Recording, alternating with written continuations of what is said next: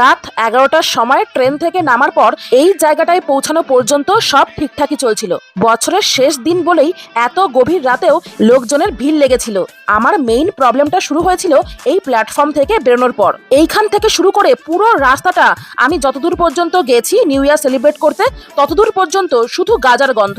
মানে খানিকটা এমন সিচুয়েশন হয়েছিল যে এখানে অক্সিজেনের থেকে গাজার গন্ধ বেশি। আমাদের দেশে তো এইসব লিগালি নয়, তাই তো এর গন্ধটাও আমি চিনতাম না।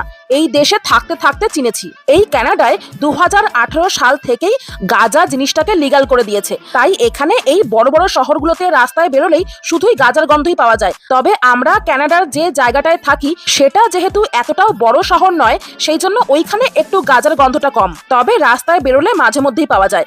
এদেশে গভর্নমেন্ট অ্যাপ্রুভাল অনলাইন স্টোরগুলো ও দোকানের মাধ্যমে ঘরে বসেই গাঁজা অর্ডার করা যায়, যা সরাসরি বাড়িতে ডেলিভারি হয়। তবে গন্ধটা ভীষণই বাজে।